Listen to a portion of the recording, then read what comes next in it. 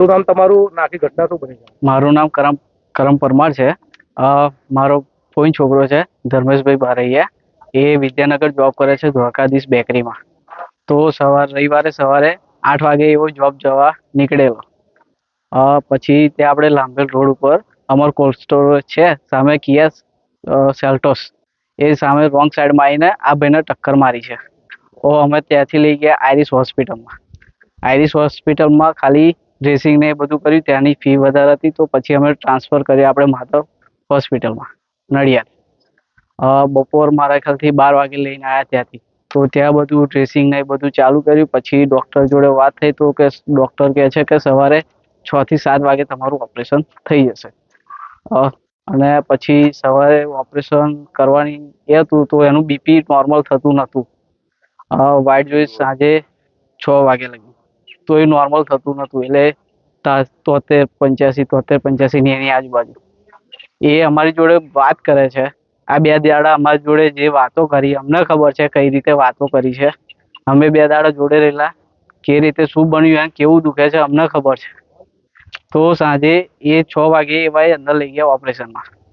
એ છેલ્લે ઓપરેશનમાં જતા ભાઈ આટલું વાગ્યું હોવા છતાં એ ભાઈ બોલે છે કે મારો ફોન જોજો તમે ક્યાં છે. એટલે અમે કહીએ કે ના ભાઈ અમે મૂકી દઈશું તું જા. તો પછી અને આ બધું કે તમે માધવમાં આવતા પહેલા આ ભાઈ બોલે ડૉક્ટર જે છે કે બધી જવાબદારી મારી રહેશે.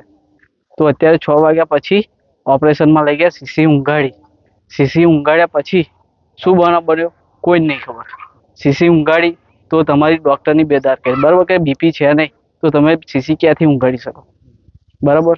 અને આપણું પેશન્ટ છે એટલે બધા જે જોડે હશે સહી કરી હશે એમને એવું કે ભાઈ અમારું પેશન્ટ હપો થઈ જશે એટલા માટે એ સહી કરી હશે. અમારું ન્યાય એટલો છે કે અમને ન્યાય મળવો જોઈએ બરાબર. કે અમને સાચું તો એ નહીં કીધું કે 6 વાગે આ વસ્તુ બની છે 6 થી 7 કે ભાઈ છે નહીં. એને શ્વાસ સીસી ઊંઘાડ્યા પછી એને શ્વાસ લેવાની તકલીફ પડી. તે ઘડી ઓફ થઈ ગયેલું. એટલે આ બધા ઉપર એ કર્યું પ્રેશર કર્યું તો થોડુંક નોર્મલ બીપી થયું કે હાર્ટ બીટ થોડી વધી. તમારી માંગ શું છે? અમને ન્યાય મળવો જોઈએ. ડોક્ટરને મળ્યા શું કીધું? ડોક્ટરે તો એની અલગ જ કહાની કહે છે. ભાઈ અમને પહેલા લાયા 8 વાગ્યા લઈ ગયા જાનકીમાં કે તમારે પેલું જે અહીંથી ચરબી છૂટી છે એ કે તમારા હૃદય કે ગમે તે વોટ એવર થયું હશે એના લીધે આ શ્વાસની તકલીફ પડી. જો ચરબી છૂટી થવી હોય તો આપણે જે દિવસ વાગ્યું ત્યાંથી ચરબી છૂટી થઈ તો અંદર જવી જોઈએ. અમે 4 થી 5 વાર અંદર આમથી આમ કર્યો તે ઘડે ચરબી છૂટી થઈને અંદર જવી જોઈએ. સીસી ઊંઘાડ્યા પછી ચરબી અંદર કેમ નહીં જાય ડૉક્ટરને કહેવું. એટલે અમારી માંગ એવી છે કે તમે સીસી ઊંઘાડ્યા પછી ચરબી અંદર ક્યાંથી જાય. ચરબી જવી હોય તો ગમે ત્યાં જાય ને. ડોક્ટરો સામે શું થવું જોઈએ? કાર્યવાહી થઈ જઈએ. જો ત્યાંથી લઈ ગયા જાનકી વાળાએ રિપોર્ટ આપણને ના કાઢી. માધવ વાળાએ રિપોર્ટ ના પાડી. આપણે આવું કયું પ્રથમની ઉપર છે એની ઉપર કયું છે ન્યૂ સ્માઇલ વાળું છે એ રિપોર્ટ આલવાની ના પાડી અમને કે તમે બિલ ભરો પછી અમે તમને રિપોર્ટો આલીશું. તો આ કઈ રીતે અમારો માણસ ગયો અમારો છોકરો ગયો તો આ લોકો ઉપરથી એમના પૈસા હાથર દબાવે આ રીતે કે તમે રિપોર્ટ આલો અમારા પૈસા લઈ જાઓ. પૈસા ભરો ને રિપોર્ટ લઈ જાઓ. પોલીસને જાણ ના કરી? જાણ અમે કાલની કરી છે. અમે ધક્કા એ જ ખાઈએ છે. પહેલા અમે ગયા ટાઉનમાં આપણે અહીંયા નડિયાદ ટાઉનમાં અમે એફઆઈઆર કરાવ્યા કે ભાઈ એફઆઈઆર કરો આ ડૉક્ટર ઉપર Madhav hospital doctor Bhargav Desai hospital ઉપર કેસ કરો તમે. તો કે ના કે તમારો કેસ જશે આણંદ ટાઉનમાં કે એક્સિડન્ટ ત્યાં થયો છે. એટલે અમારો કેસ લીધો ના. એટલે અમે ત્યાંથી પાછા આવ્યા. અને પછી અહીંથી અમને બોડી જ્યારે સાહેબ આવ્યા હતા બોડી આપવાની થઈ તે ઘડે થોડી એ થયેલી કે તમે બિલ ભરીને લઈ જાઓ બોડી તેવા નામે નહીં આવે. તો સાહેબ જે 12-13 હજાર રૂપિયા જે હોય આપણને પછી અમે ગયા પાછી થઈ કમ્પ્લેન કરવા કે ભાઈ અત્યારે આ રીતે કહો. અમે ત્યાં ખાસો ટાઈમ બગાડ્યો કે કમ્પ્લેન લો અમે.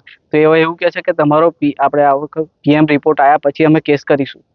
પણ અમે આટલા બધા છીએ અમે કહીએ છીએ કે ડૉક્ટર આ રીતે એની બેદરકારી છે બરાબર તો કેસ લો. તો કેસ લીધી ના કે તમારા પીએમ રિપોર્ટ આવ્યા પછી તમે કેસ કરીશું. આપનો પરિચય ને કે મોત થઈ ગયું છે શું હતું? ના, એનું મોત એકચ્યુઅલી અહીંયા નથી થયું. એ આપણી new life ICU trauma centre છે ત્યાં આગળ કિડનીની સામે ત્યાં આગળ એવું થયું છે ડ્યુરિંગ ધ રિસસિટેશન. મારું નામ ડૉક્ટર ભાર્ગવ દેસાઈ. હું માધવ હોસ્પિટલ ખાતે ઓર્થોપેડિક સર્જન છું. હવે ગંભીર ઈજા સાથે આશરે પરમ દિવસે રવિવારના દિવસે પેશન્ટ સાંજે મારી જોડે આવ્યું હતું. ત્યારે પણ એનું બીપી લો હતું અને એને થાપાના ભાગે ફીમર ફ્રેક્ચર તથા હાથના ભાગે રેડિયેશનના હતું. અને જે ફીમર ફ્રેક્ચર હતું એ આખી સ્નાયુઓને ફાડીને ઓપન ટાઈપનું ફ્રેક્ચર કહેવાયું હતું, કે જેમાં બ્લડ લોસ બહુ સખત થતો હોય છે. અમે અહીંયા લોહી પણ આપી અને એને લોહીના બોટલ ચડાવ્યા, એને દવાઓ પણ આપી અને એનું બીપી સ્ટેબિલાઇઝ કર્યું. ત્યારબાદ એનએસસી ડૉક્ટરને બોલાવ્યા, ડૉક્ટર હર્ષિલ ચાવડા. તેમણે પેશન્ટને જોયું અને જે અર્જન્ટ જે જરૂરી ટ્રીટમેન્ટ સ્ટેબિલાઇઝેશનની કરવી પડે એના માટે આપણે સગાને સમજાવીને અંદર ઓપરેશન થિયેટરમાં લીધા. જ્યારે એમને એનેસ્થેશિયા આપ્યું તરત જ during the shifting patient collapse થયું. ત્યારબાદ જે જરૂરી જે ડૉક્ટરે કરવાના પગલાં ભરવાના હોય એ બધા એમણે અને મેં લીધા હતા. અને ત્યારબાદ જે પેશન્ટને સ્ટેબિલાઇઝ કરી અને અમે આગળની સારવાર માટે અમે આઈસીયુમાં શિફ્ટ કર્યા. ત્યારે પણ ડૉક્ટર જોડે હતા અને એની જોડે જ એણે શિફ્ટ કરાવ્યું હતું. અને ત્યારબાદ પેશન્ટની તબિયત અચાનક બગડતા પેશન્ટનું મૃત્યુ થયું છે. તો એ લોકોનો આક્ષેપ એવો છે કે ડોક્ટરે ઓપરેશન કર્યા નાખ્યા પછી અસર ના, પ્લાન હતો એક્સટર્નલ ફિક્સેટરનો. જ્યારે આ પ્રકારની ઓપન ઇન્જરી થતી હોય એટલે અમે બહારથી સળિયા નાખતા હોઈએ, પણ આ ઇવેન્ટ બની જેના કારણે થઈ ના શક્યું.